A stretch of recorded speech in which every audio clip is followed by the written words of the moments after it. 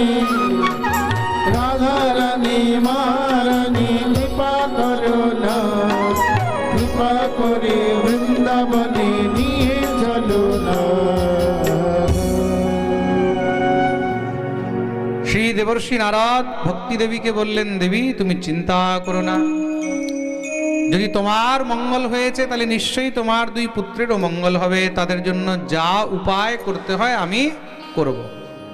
তা নারদ জ্ঞান আর বৈরাগ্যের উদ্ধারের জন্য উপায় আরম্ভ করলেন।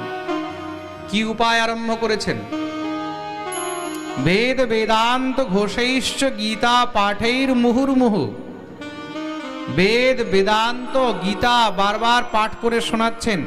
যতক্ষণ শোনায় ততক্ষণ দুজন উঠে বসে যায়, যখনই শোনানো শেষ আবার ধপ করে পড়ে যায়। মানে শরীরের মধ্যে এতটুক তাদের শক্তিও নেই যে উঠে বসতে পারবে, একদম শয্যাগত হয়ে রয়েছেন, পড়ে আছেন। নারদ তো চিন্তিত হয়ে গেলেন, তাহলে এখন কি উপায় হবে? ভগবানকে ধ্যান করছেন, প্রভু তুমি কোনো রাস্তা দেখাও। সঙ্গে সঙ্গে আকাশবাণী হলো, ব্যোমবাণী তদেবাভূনমারিষে খিদ্যতামিতি উদ্যমঃ সফলস্তেয়ং ভবিষ্যতি ন সংশয়ঃ। হে দেবর্ষি, এই জ্ঞান বৈরাগ্যের উদ্ধারের জন্য তোমাকে বিশেষ একটি সৎকর্ম করতে হবে, আর সেই সৎকর্ম তোমাকে সাধু বৈষ্ণবরাই উপদেশ করবেন।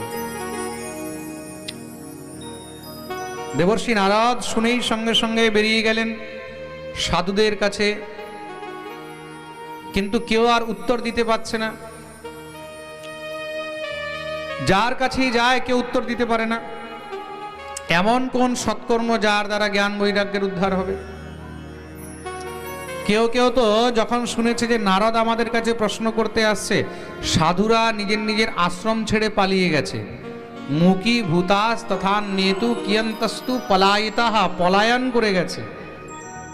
কেউ কেউ মৌন হয়ে গেলেন, মৌনী বাবা হয়ে গেছেন, কথাই বলছেন না। ব্রেনসো বলো। কেউ কেউ মৌনী বাবা হয়ে গেছে, কথাই বলছে না। কেউ কেউ আশ্রম ছেড়ে পালিয়ে গেছে। কেন? না হলে তো উত্তর দিতে হবে, না হলে উত্তর দিতে হবে। তা নারদ কোথাও যখন উত্তর পাচ্ছেন না, তখন চিন্তিত হয়ে ওই খুঁজতে খুঁজতে যে কাকে পাবো, কার কাছে জিজ্ঞাসা করব, বদ্রিকাশ্রমে গিয়ে উপস্থিত হলেন, যেখানে সেই চারজন ব্রহ্মার পুত্র সনক, সনন্দন, সনাতন আর শরৎ কুমারের সঙ্গে দেখা হলো। তারা তখন নারদকে বললেন, মা চিন্তাম কুরু দেবর্ষে হর্ষম চিত্তে সমাবহ। দেবর্ষি চিন্তা করো না, সেই উপায় আমরাই তোমাকে বলবো। সেটা কোন উপায়? বলে সৎকর্ম সূচকানুনম জ্ঞান যজ্ঞ স্মৃত বুধৈ শ্রীমদ্ভাগবতালাপঃ সতু গীতঃ শুকাদিবিঃ। সেই সৎকর্মের নাম হলো শ্রীমদ্ ভাগবত। যাও, শ্রীমদ্ ভাগবত সপ্তাহ জ্ঞানযজ্ঞের আয়োজন করো, একমাত্র তার দ্বারাই জ্ঞান আর বৈরাগ্যের উদ্ধার সম্ভব। তাহলে সপ্তাহ জ্ঞানযজ্ঞের অনুষ্ঠান কোথায় হবে, কোন জায়গায় হবে, কিভাবে হবে, কবে হবে? তখন তারা উপদেশ করলেন, দেবর্ষি গঙ্গা দ্বার সমীপেতু তটম আনন্দ নামকম। গঙ্গার তটে হরিদ্বারের মধ্যে আনন্দ ঘাটে বসে সেখানে আমরা এই দিব্য শ্রীমদ্ ভাগবত সপ্তাহ জ্ঞানযজ্ঞের আয়োজন করব। আর কোন সময় হবে এটা? কার্তিক মাসের শুক্লপক্ষের নবমী তিথি, যেটাকে আমরা অক্ষয় নবমী বলি। কি বলা হয়? জোরে বলো, অক্ষয় নবমী। তিথি মুহূর্ত সব বলে দিলেন। যাও তুমি গিয়ে সমস্ত ভক্তদেরকে নিয়ে এই সপ্তাহ জ্ঞানযজ্ঞের আয়োজন করো আর সবাইকে নিমন্ত্রণ জানাবে। দেবর্ষি নারদ প্রণাম করে বেরোলেন। যাকে যাকে পেয়েছেন রাস্তায় সবাইকে নিমন্ত্রণ করে করে যাচ্ছেন। প্রভু আপনিও আসবেন, মাতাজি আপনিও আসবেন, দিদি আপনিও আসবেন, হ্যাঁ দাদা আপনিও আসবেন, সবাইকে নিমন্ত্রণ করছেন। আর যাকে যাকে নিমন্ত্রণ করেছেন তার আগে আরো 10 জনকে নিমন্ত্রণ করেছে। তার আগে আরো 10 জনকে বলেছে আর এইভাবে দেখতে দেখতে মহারাজ ভিড় লেগে গেছে। কারণে কারণে যে পঞ্জনা, এটাই হলো পাঠের নিয়ম। যেখানে পাঠ হবে সেখানে যখন শুনবে যে পাঠ হচ্ছে, আরো 10 জনকে বলবে, তার আরো 10 জনকে বলবে, এটা আপনি আপ হয়ে যায়, মুখে মুখেই নিমন্ত্রণ হয়ে যায়, প্রচার হয়ে যায়। দেখতে দেখতে ভিড় লেগে গেছে। কে কে এসেছে? ধাবন্ত পিয়ায়ু সর্বে প্রথমম ইয়ে চ বৈষ্ণবাহ, সর্বপ্রথম বৈষ্ণবগণ দৌড়ে এসেছেন। কেন? ভাগবত হলো বৈষ্ণবদের প্রাণ, বৈষ্ণবদের সম্পত্তি। তা যেইখানে ভাগবত হবে সেখানে সব থেকে আগে বৈষ্ণবরা দৌড়ে যাবে। শ্রী ভাগবত পীয়ূষ পানায় রসলম্পটাহ, তার জন্য বৈষ্ণবদেরকে একমাত্র কৃষ্ণরস পিপাসু বলা হয়েছে, শ্রেষ্ঠ ভক্ত বলা হয়েছে। মনে রাখবে, পাঠের মধ্যে ভক্তরা তো আসবে, 1000 1000 2000 4000 10,000 20,000 40,000 ভক্ত আসবে। কিছুদিন আগে আমাদের বীরভূমে বক্রেশ্বর মহাদেবের পাশে আমাদের যে রাধা গোবিন্দ মন্দির আছে লক্ষ্মীনারায়ণপুরে, সেখানে ভাগবত সপ্তাহ হয়েছিল, হয়তো অনেকে লাইভ দেখেছেন হবে। সেখানে পাঠের মধ্যে, পাঠের শেষের দিন প্রায় 35,000 লোকের ভিড় হয়েছিল। বিচার করে দেখুন। কিন্তু পাঠের মধ্যে যে প্রথম দিন আসে, আর প্রথম দিনের মধ্যে যে সর্বপ্রথম এসে বসে, তাকেই ভগবানের শ্রেষ্ঠ আর প্রিয় ভক্ত বলা হয়েছে। প্রেম সে বলো। তা আজকে যারা এখানে বসে আছেন, যারা এই পাঠে উপস্থিত আছেন, তাদেরকেই ভগবানের শ্রেষ্ঠ আর প্রিয় ভক্ত বলা হয়। বাকি তো আসবে আস্তে আস্তে। আর শুধু সাধারণ বৈষ্ণব ভক্তরা নয়, ভৃগুর বশিষ্ঠশ্চ বনশ্চ গৌতমো মেধা তিথির দেবল দেবরাত রামস তথা গাধি সুতশ্চ শাকলো মৃকণ্ডু পুত্রা ত্রিজপিপ্পলাদাহ योगेश्वरो व्यास पराशरौ च छाया शुको जा जलिजन्मुख्या सर्वेप्यमी मुनिगणा सहपुत्र शिष्या स्वस्त्री भिराय युरति प्रणयेन युक्ताः।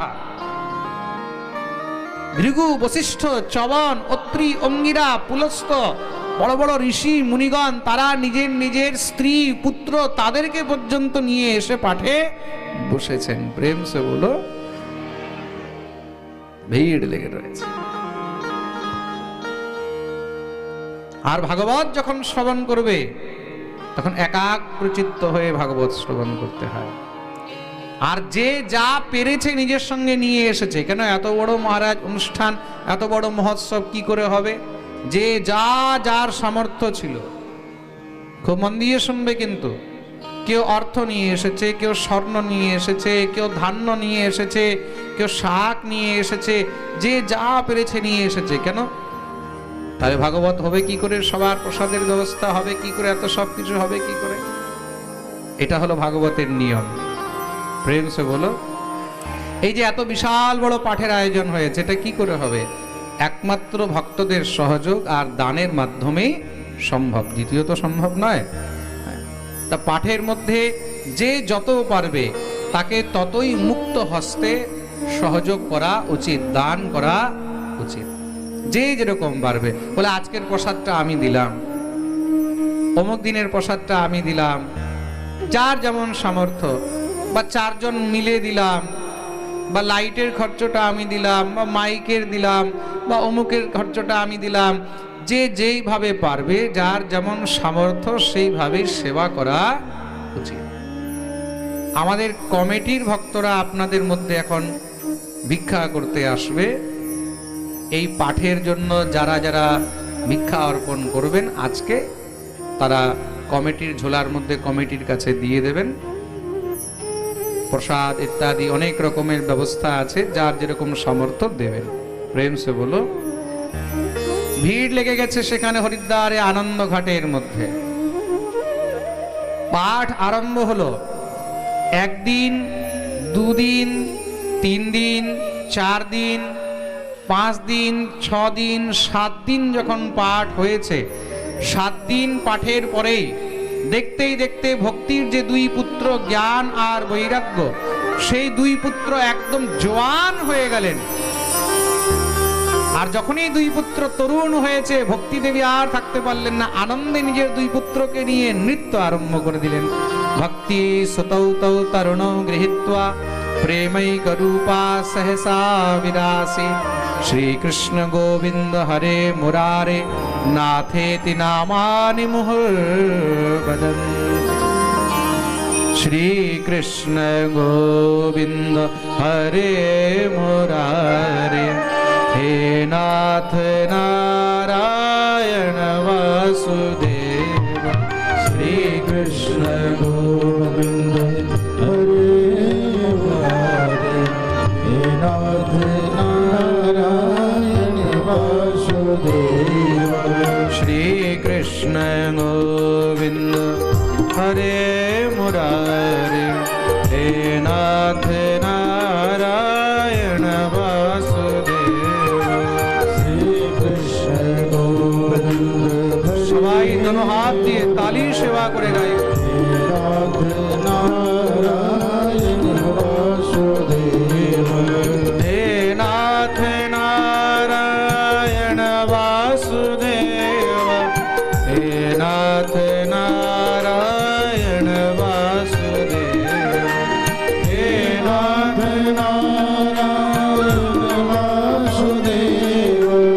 हे नाथ नारायण वासुदेव।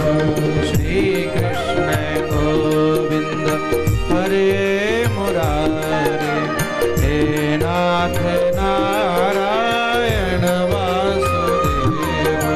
श्री कृष्ण गोविंद हरे मुरारे हे नाथ नारायण वासुदेव। हे नाथ नारायण वासुदेव। हे नाथ नारायण वासुदेव। हे नाथ नारायण वासुदेव। हे नाथ नारायण वासुदेव। श्री कृष्ण गोविंद हरे मुरारे हे नाथ नारायण वासुदेव। श्री कृष्ण गोविंद हरे मुरारे हे नाथ नारायण वासुदेव।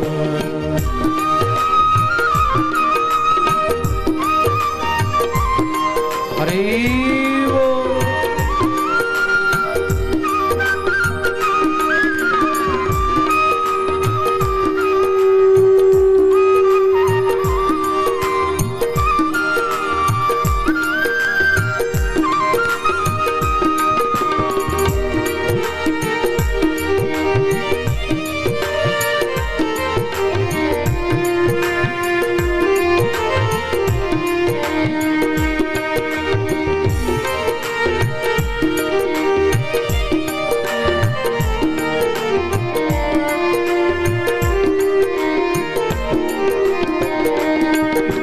पितुमात स्वामी सखा हमारे।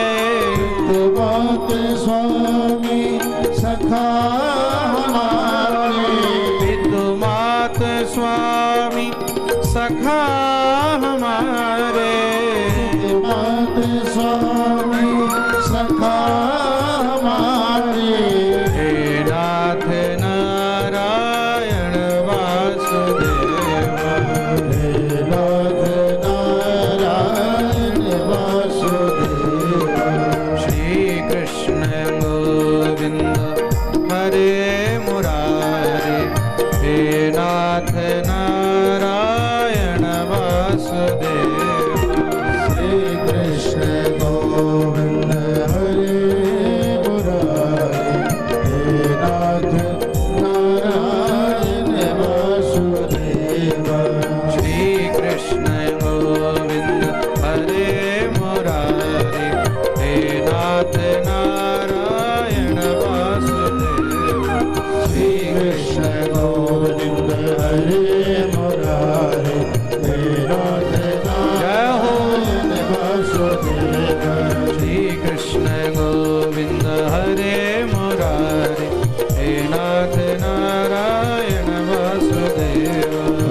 कृष्ण गोविंद हरे मुरारे हे नाथ नारायण वासुदेवा हे नाथ नारायण वासुदेव कृष्ण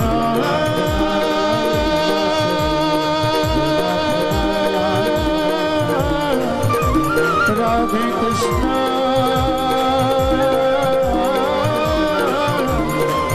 राधे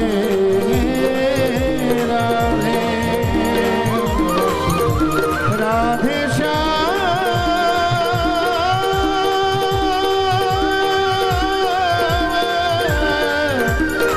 राधे श्याम श्याम श्याम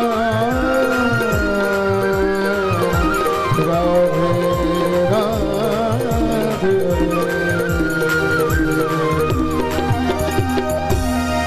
बोलिए भक्तवत्सल भगवान की जय। भक्ति ज्ञान বৈরাগ্যের সঙ্গে সমস্ত ভক্তগণ উন্মত্ত হয়ে নৃত্য আরম্ভ করলেন। এই দৃশ্য দেখে ভগবানও আর থাকতে পারেননি। সকল ভুবন মধ্যে নির্ধনাস্তে পিধন্যা প্রবিশতি হৃদি তেষাম ভক্তি সূত্রোপনদ্ধ। দেখতেই দেখতে ভগবান সবার মধ্যে সেখানে এসে উপস্থিত হয়ে গেলেন। হরিরপি নিজ লোকম সর্বথাতো বিহায় প্রবিশতি হৃদি তেষাম ভক্তি সূত্রোপনদ্ধ। ভগবানকে দেখেই সবাই সঙ্গে সঙ্গে চরণে পড়ে গেলেন। ভক্তিদেবী প্রভুর চরণ ধরেছেন। প্রভু, আমি এখন কোথায় যাব, কোথায় থাকব? আমার এই দুই পুত্র জ্ঞান বৈরাগ্য, তাদেরকে নিয়ে কোথায় রাখব? ভগবান বললেন, চিন্তা করো না ভক্তি, আজ থেকে যেখানে যেখানে আমার গুণগান হবে, যেখানে যেখানে ভাগবত হবে, সেখানে আমার ভক্তদের হৃদয়ে তুমি নিজের পুত্র জ্ঞান আর বৈরাগ্যকে নিয়ে নিবাস করিবে। বলিয়ে ভক্তবৎসল ভগবান। তার জন্যই ওই যে ভগবান কথা দিয়েছেন, ভগবান যে বরদান দিয়েছেন, এটাই হলো কারণ। যেই জীব ভাগবত শুনবে, সে হিন্দু হোক, মুসলমান হোক, খ্রিস্টান হোক, বুদ্ধিস্ট হোক, যেই হোক না, আস্তিক হোক, নাস্তিক হোক, ভাগবত যখন শুনবে, ভাগবত যখন কানে পড়বে, স্বতঃস্ফূর্ত না চাইলেও তার অন্তরে ভক্তি প্রবেশ করবেই করবে, তার ভক্তি জাগ্রত হবেই হবে। প্রেম সে বলো, এইটা হলো ভাগবতের মহিমা। এই প্রকার শ্রী সতজি মহারাজ জ্ঞান বৈরাগ্যের দিব্য উদ্ধারের কথা বর্ণন শ্রবণ করালেন। দেবর্ষি নারদের মনে প্রশ্ন হলো। নারদ সনকাদি মুনির কাছে জিজ্ঞাসা করলেন, প্রভু, একটি কথা বলেন, এই ভাগবত শ্রবণ করে জ্ঞান বৈরাগ্যের তো মঙ্গল হলো, তাদের তো উদ্ধার হলো, কিন্তু ভাগবত শুনে আর কার কার উদ্ধার হয়েছে বা কার কার উদ্ধার হয়? ভাগবত শুনলে কার কার মঙ্গল হয়? কে কে বিশুদ্ধন্তি বদন্তু মह्यम সপ্তাহ যজ্ঞেন কথা ময়েন কৃপালু ভিরলোক হিতম বিচার্য প্রকাশিতঃ কোপি নবীন মার্গঃ। এই ভাগবত যে শুনতে হবে, তা ভাগবত শুনলে কার কার মঙ্গল হয় বা কার কার মঙ্গল হয়েছে? শ্রী সনকাদি ঋষি খুব সুন্দর উত্তর দিলেন, খুব মন দিয়ে শুনবে। ইয়ে মানব পাপ কৃতস্তু সর্বদা সদা দুরাচার রতা বিমার গগা ক্রোধাগ্নিদগ্ধা কুটিলাশ্চ কামিনঃ সপ্তাহ যজ্ঞেন কলো পুনন্তি তে।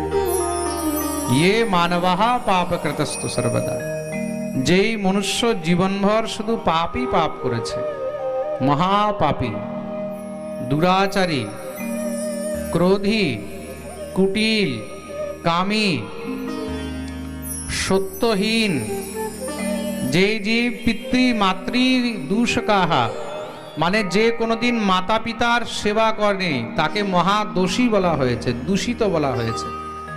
যেই সন্তান মাতা পিতার সেবা করে না, তার হাতের জলও গ্রহণ করা উচিত নয়, শাস্ত্রে স্পষ্ট বলা হয়। তা পিতৃ মাতৃ দূষিত যারা মাতা পিতার সেবা করে না, এমন পাপী, দুরাচারী, দম্ভী, অহংকারী,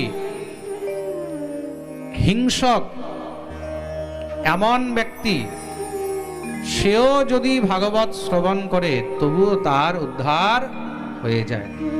জীবিত পাপ থেকে তো মুক্ত হয়, কিন্তু মৃত, কেউ মরে গেছে, পাপ করে মরেছে, অকাল মৃত্যু মরেছে, অপমৃত্যু মরেছে, কেউ হত্যা করে দিয়েছে, মন দিয়ে শুনবে, জলে ডুবে মরেছে, আগুনে পুড়ে মরেছে, গলায় দড়ি দিয়ে মরেছে, বিষ ভক্ষণ করে মরেছে, প্রেত হয়ে গেছে, পিশাচ হয়ে গেছে, তার আত্মার উদ্ধার হচ্ছে না, যদি তার নিমিত্তেও ভাগবত হয় তারও উদ্ধার হয়ে যায়। প্রেম সে বলো।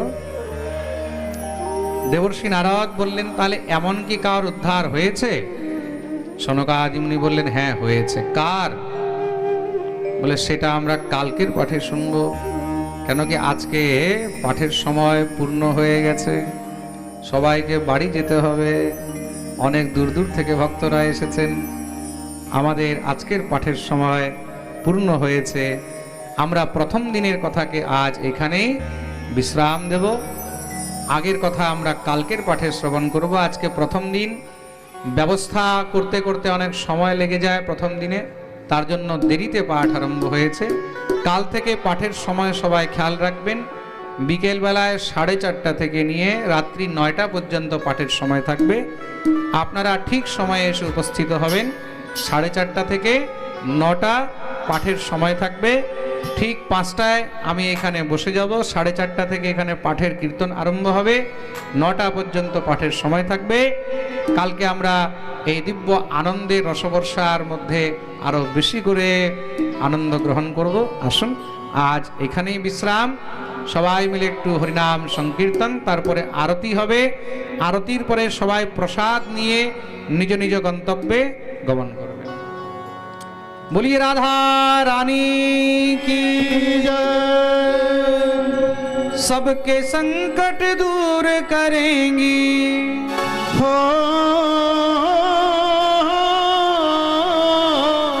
सबके संकट दूर करेंगी, वो बरसाने वाली बजाओ बजाओ बजाओ राधा नाम की ताली, बजाओ राधा नाम की ताली, बजाओ राधा नाम की ताली, बजाओ राधा नाम की ताली।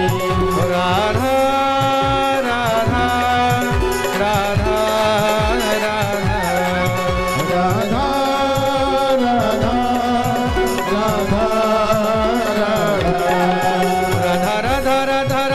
राधा राधा राधा राधा राधा राधा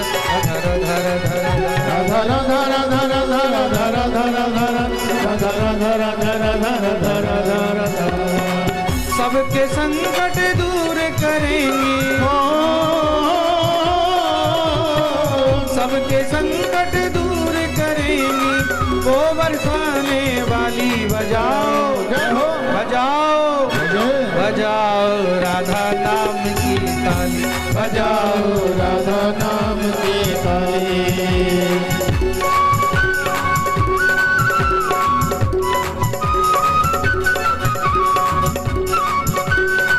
हरि बोल।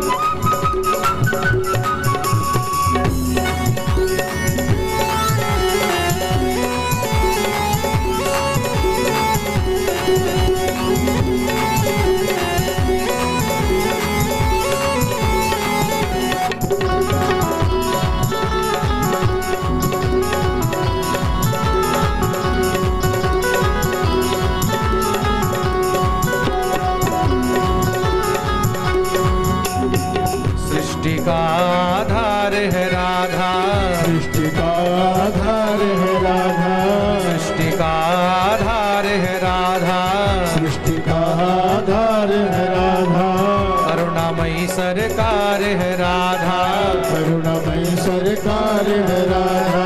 राधा नाम है जिस रसना पर हो,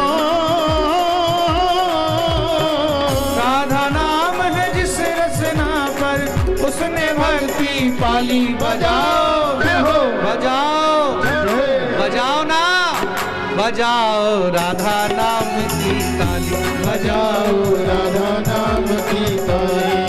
राधा राधा राधा राधा